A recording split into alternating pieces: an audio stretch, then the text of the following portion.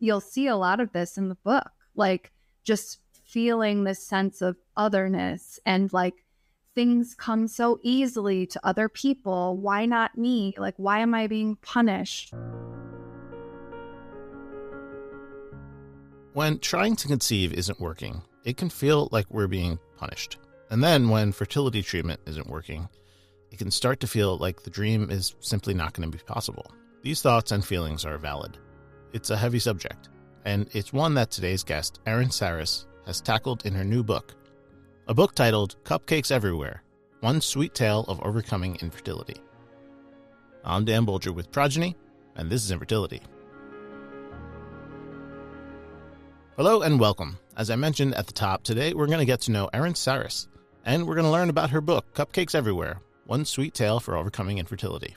Hi, I'm Erin Sarris, author of Cupcakes Everywhere, One Sweet Tale of Overcoming Infertility, which is a children's picture book that uses the metaphor of baking cupcakes to explain how different families sometimes need to go to the special bakery to bake their cupcake. Erin and her husband got married pretty young, in their mid-20s, and after a few years of not trying, she decided to talk to her OBGYN about some fertility options. We started with a Clomid cycle, which didn't work, and then we did an IUI, which didn't work. We were living in Nevada at the time where we were paying out of pocket for absolutely every procedure.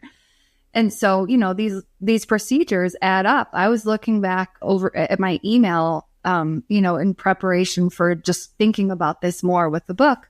And every IUI was $1,200 plus medication. So, you know, not a small chunk of change at all. So after those, lower level interventions, we were like, we should probably actually see what's going on and go to an actual fertility clinic. Once at the fertility clinic, she and her husband started getting some answers. We were told at that fertility clinic that my husband had very severe male factor infertility that would require us to go straight to in vitro fertilization.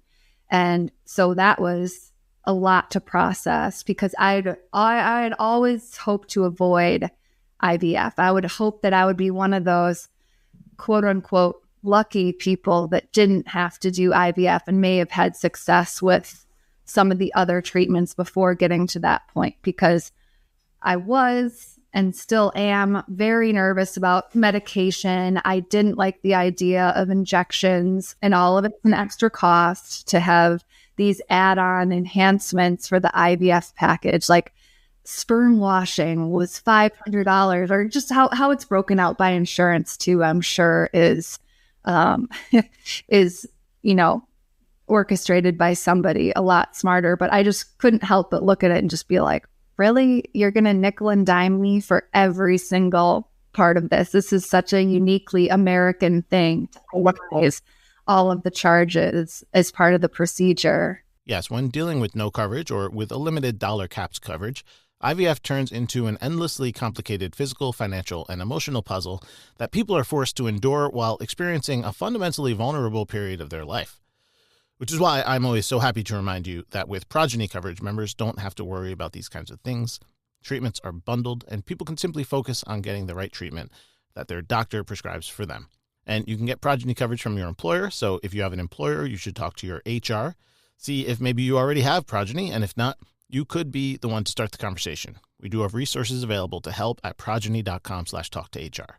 Now back to Erin. Unfortunately, their first round of IVF did not go well. We got 5 embryos that were edge cases. We got the phone call that none of our embryos were viable and none of them were suitable for transfer, which honestly was a consideration that I hadn't even taken. I thought that everybody gets a transfer. If you go through IVF, maybe it won't be a successful transfer, but everyone will get something.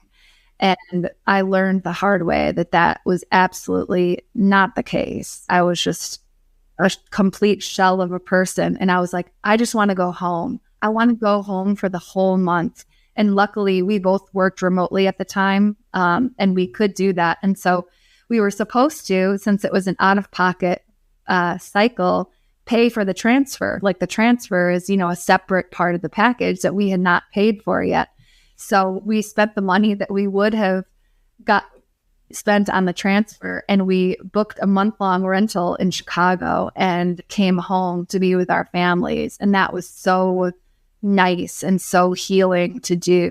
We started interviewing fertility clinics in Chicago because I just kind of felt like my trust was broken with the clinic that we had in the past. I felt a little bit resentful, like I was being used as a guinea pig in a way, when I wish he would have done the standard trigger shot for me. So I had a hard time letting go of that. And also in Illinois, there's a lot more mandated coverage for fertility treatments. And we knew if we were successful, we would want to go down the path of moving by our families anyway. So the IVF conversation just kind of expedited that timeline. That spring, we moved back to Chicago, and that was when I did another IVF cycle, which went a lot better this time.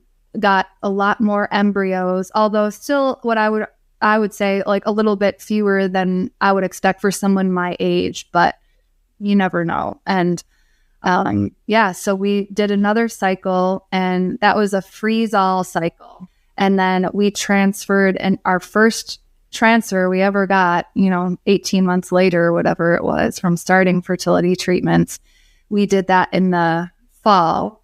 And that was a blighted ovum, which is a type of miscarriage where it's technically a pregnancy, but it is just an empty sac when you go in for your first ultrasound. So she did IVF twice, and both times she got a result that she didn't even know was an option.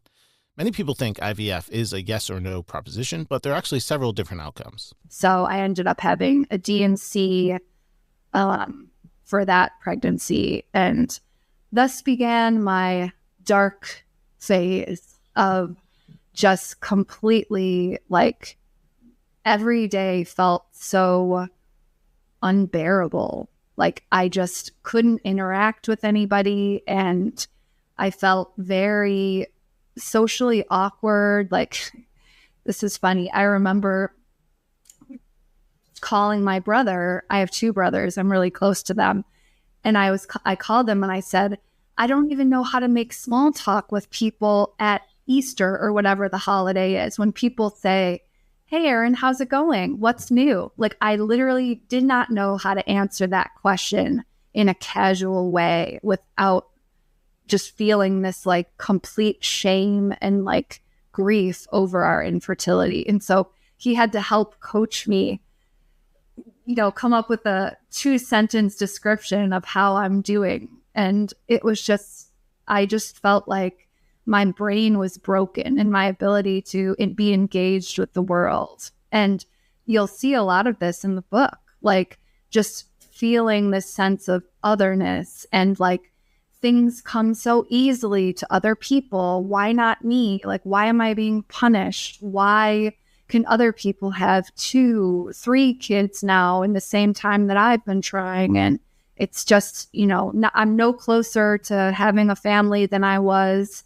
2 years ago. After this loss, the couple took a long break before going back for another transfer. Took another break, and then we transferred 2 embryos over the next summer. Neither of them worked. They were down to their last 2 embryos, and this felt like a last chance for the couple. But fortunately, that was the cycle that ultimately worked and resulted in me getting pregnant with my twin daughters. And, it's just still unbelievable. I don't understand how it all just happened, but I feel so lucky that was the outcome, because I was very uncertain that would ever happen for me, given our history. So that's how she had her first babies. And yes, I say first because they had another baby shortly after, this time without the help of fertility treatment. And so one day, my husband and I were out in the car, and I'm like, what's funny? I haven't gotten my period in a really long time. And then he was like, well, how long? And so I went back and kind of was thinking about it. And I was like, I think I haven't gotten a period for 6 or 7 weeks. And he was like, what? And then it's like that movie, like Inception Point, where everything kind of like clicks into place. And I'm like, I was gagging at the chili last night. I was really frustrated with the kids at their doctor's appointment and having a hard time handling my emotions. Like, there were things like that where I'm like, oh my gosh, I think I'm pregnant. Don't ask me to explain how that happens, but I know we've all heard the stories about people trying for years, finally reaching success with IUI or IVF, and then having a baby spontaneously. So that's Erin's experience with infertility. And now let's find out how she channeled it into her book. So I'm a writer by trade. How I've always supported myself is through writing and editing. I work in marketing, but I wrote an Instagram post to announce my pregnancy with my son, and I used the metaphor of the special bakery because I wanted to highlight the different processes that I took to having, all three of the kids. And I just kind of talked about how, imagine if you had to go to this sad bakery to even get a chance at having a cupcake, but everyone else can easily bake their cupcakes at home. Well, now I could apparently bake a cupcake at home, and I don't know. I'm like butchering how I wrote this. It sounds a lot better writing than it is coming out of my mouth right now. But that was kind of how the cupcakes metaphor was born, because that's how it felt like to me when I was going through infertility, is that everyone else had this treat and they were so cute and so sweet, and they were bestowed upon the lucky people, and there were those like me who couldn't do something that makes life wonderful and sweet, and I had to go through this special bakery process. Okay, so this is a children's book, but it might be one of those things that might be just as, if not more, helpful for the grown-ups. I think it's actually maybe more for grown-ups than I even realized when I was writing it. I think that infertility is just something that makes its mark on you. It's something that doesn't leave you after you have been successful or not. Like, it's a scar in a way. And so I think that people who have experienced that and come out on the other side of it and gotten the opportunity to have a family still deeply identify with that, that label or that identity. And I wanted to be reminded on a daily basis just how strong I was and how lucky I was too, because it's science, but it's also luck.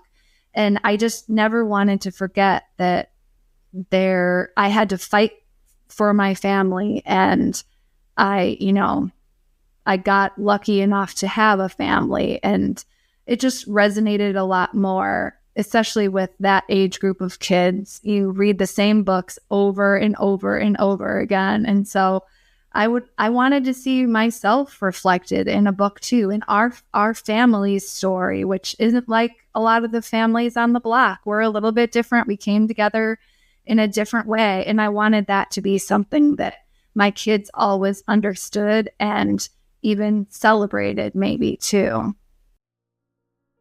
On this show, we love to feature people who have turned their infertility experiences into something positive.